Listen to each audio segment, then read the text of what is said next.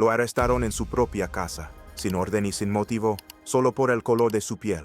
El sargento Derek Monroe, guiado por prejuicios, asumió que un hombre como él no podía ser dueño de una mansión. Pero aquel sospechoso era nada menos que James Lawson, director del FBI, y el golpe de la verdad no tardó en llegar.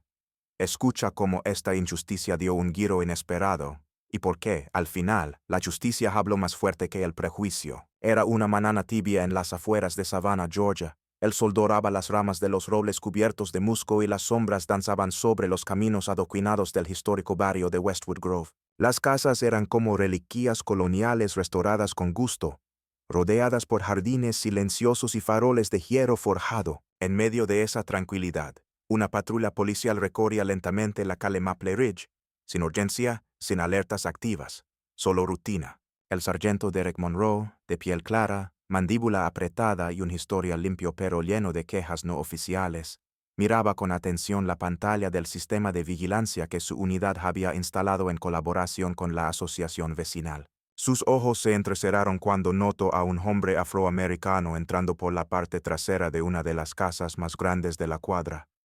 Una propiedad valuada en más de $1 millón. Sin aparente apuro, con una taza de café en mano, como si fuera dueño del lugar. «Mira eso. Está tramando algo», murmuró Derek, ampliando la imagen con los dedos sobre la tablet. «¿Qué cosa? Solo uso una llave». Abrió la puerta como cualquier propietario, respondió su compañero, el oficial Keller. Joven, tranquilo y menos predispuesto al juicio automático. «Ese tipo no vive allí. Confía en mí. Esa casa es demasiado para él», soltó Derek, con una sonrisa torcida que mezclaba sospecha con algo menos confesable. Sin dudarlo, Monroe agarró la radio y pidió autorización para revisar el perímetro, pero no esperó confirmación. Bajaron de la patrulla con las manos ya cerca de sus armas, como si cada paso los acercara a un escenario hostil que solo existía en su percepción. Al abrir la verja del jardín trasero, vieron al hombre, alto, con barba perfectamente recortada, en camisa oscura de lino, levantando la vista hacia los pájaros que revoloteaban sobre el techo. No tuvo tiempo de hablar. «Suelte eso. Manos arriba al suelo ahora mismo», gritó Monroe mientras desenfundaba su arma. El hombre se giró sobresaltado con la taza todavía en la mano. «¿Quiénes son ustedes? Este es mi hogar». «Sí, claro. Yo soy el presidente», escupió Derek sin humor alguno. La escena duró segundos. El hombre no opuso resistencia, pero tampoco tuvo oportunidad de explicarse. Lo redujeron entre ambos, lo inmovilizaron contra el césped recién regado, y le colocaron las esposas con una urgencia que no coincidía con la calma de la situación. Mientras forcejaban, su cartera cayó del bolsillo interno del saco y rodó hasta los escalones de la terraza. Nadie la recogió. No había registro de alarma porque él mismo, James Lawson, la había desactivado al volver un día antes de lo previsto de un congreso en Atlanta. Era el director del FBI, dueño legal de la propiedad, ciudadano ejemplar, padre de 3, y aún así, en ese momento, con el rostro presionado contra la tierra húmeda y la rodilla de un oficial sobre su espalda, todo eso quedó borrado. No era un funcionario, no era un contribuyente, no era un hombre con derechos. Era para él solo una silueta, un color, una suposición. Y mientras Monroe lo conducía hacia el vehículo patrulla, sin mirar atrás ni por un segundo dudar de sus propios prejuicios, Lawson no sentía ira aún, sentía incredulidad, porque incluso con su puesto, incluso con su historia, incluso con todo lo que representaba, la realidad seguía recordándole que había algo que su cargo no podía blindar. El juicio ajeno. Y por primera vez en años, el hombre que había encabezado operativos internacionales y negociado con jefes de Estado, se sintió invisible. En su propio jardín, el sonido del cerrojo fue seco. La puerta metálica se cerró tras James Lawson con un golpe que hizo vibrar las paredes angostas de la celda. La luz de neón parpadeaba sobre su cabeza, proyectando sombras en los muros fríos de concreto. Le habían quitado el cinturón, el reloj, incluso los cordones de los zapatos, y su teléfono personal quedó en una bandeja sin etiquetar en el mostrador de ingreso. Nadie le preguntó su nombre. Nadie verificó sus credenciales. El informe preliminar decía: sospechoso de allanamiento con posible intento de usurpación.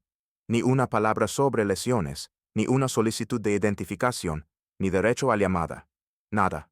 Otro farsante con traje alquilado, murmuró el sargento Monroe mientras tomaba café en la sala de descanso, repitiéndose una y otra vez que había hecho lo correcto. ¿Estás seguro de que no había ninguna denuncia previa sobre ese lugar?, preguntó Keller, algo incómodo.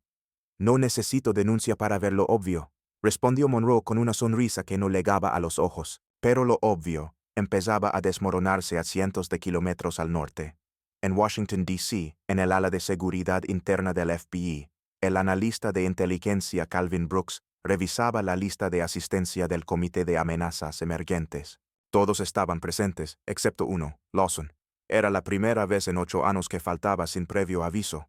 Llamó a su número, buzón de voz. Llamó a su residencia, sin respuesta. Consultó los registros de entrada de su hotel en Atlanta y confirmó su checkout el día anterior. A las 11:12 a.m., la alerta fue escalada discretamente, no por protocolo, sino por instinto. A las 20:17, su asistente personal, Julia Herrera, accedió a su cuenta de rastreo satelital vinculada al dispositivo profesional. El móvil estaba inactivo desde hacía 10 horas.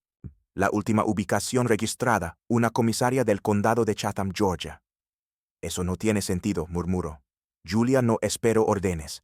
Se comunicó con el Servicio de Protección Nacional. Su tono no era de pánico, pero sí de urgencia contenida. Lawson no era solo su jefe. Era un símbolo, y si algo le había ocurrido sin que nadie lo supiera, la grieta era más profunda de lo que imaginaban.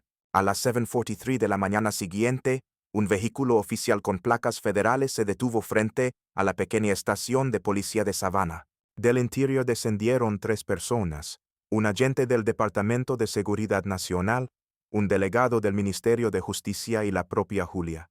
Entraron sin pedir permiso. El capitán del recinto, acostumbrado a manejar conflictos domésticos y reportes menores, palideció al ver las credenciales. Disculpen, ¿están seguros? Él está detenido aquí. Julia dio un paso al frente, su mirada firme y su voz controlada. Sí, y ustedes han cometido una infracción federal. Detuvieron sin causa al director del FBI.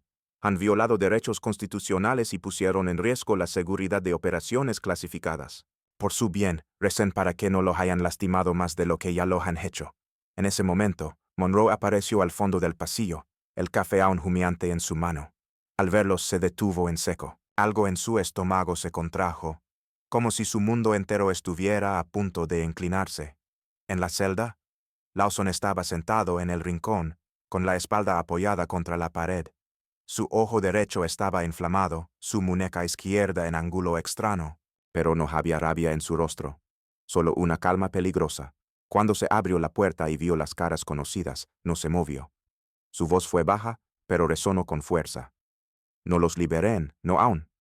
¿Qué explico en aquí, delante de ustedes, lo que hicieron? Cada decisión, cada palabra. Quiero escucharlo. Y en ese instante, el silencio que siguió fue más pesado que cualquier grito. La sala de prensa federal estaba abarrotada. Periodistas de todas las cadenas principales, cámaras de transmisión en directo, micrófonos alineados como soldados en una trinchera de verdad. Nadie esperaba que él apareciera tan pronto. Pero a las 6 en punto, cuando las luces se atenuaron y el emblema del departamento brilló detrás del atril, James Lawson entró. Vestía sobrio, sin corbata. Su brazo izquierdo estaba vendado hasta el codo y un hematoma violáceo rodeaba su ojo derecho. A pesar de eso, caminaba recto con una serenidad que desarmaba. Tomó aire, miró a la multitud, habló sin subir el tono. Ayer por la mañana fui arrestado en mi propia casa. Sin orden, sin justificación. Por mi apariencia. Aquellos que juraron proteger se convirtieron, por un instante, en el rostro del miedo. Silencio. Nadie se movía. No por temor, sino por respeto. Pero no estoy aquí para exigir venganza. No busco castigo, busco transformación, y esa transformación no comienza con castigos individuales, comienza con una mirada profunda a la cultura que lo permitió. Hasta ayer, fui el director del FBI. Hoy, soy la voz de quienes no tienen uniforme, ni rango, ni cámara para contar lo que les pasa. Sus palabras no temblaron, no buscaban conmover, sino despertar. Hablo del sesgo inconsciente, de las heridas que no sangran pero duelen, de la urgencia de revisar lo que se considera sospechoso y por qué. Esa noche, en las principales cadenas del país, se transmitió su entrevista exclusiva. Habló con calma, pero sin suavizar verdades, no renunció. Al contrario, asumió el liderazgo de una nueva comisión federal enfocada en reformar la formación de las fuerzas del orden desde la raíz. Los agentes Monroe y Keller fueron suspendidos. El primero enfrentó un juicio interno por uso excesivo de fuerza y falsificación de declaraciones. El sistema comenzaba a mirarse al espejo. En las redes, el video del discurso se volvió viral. El hashtag #MyHouseMySkin unió a millones. Gente de todos los estados compartía sus historias, sus silencios rotos. Y por primera vez, muchos entendieron que incluso el poder, cuando está envuelto en otro color de piel, no es un escudo. Pero también entendieron algo más, que la dignidad no depende del cargo, que la verdadera autoridad se demuestra no al imponer, sino al resistir con integridad, que la verdad, dicha con firmeza, cambia más que el grito, y que el dolor, cuando se convierte en propósito, se vuelve revolución silenciosa.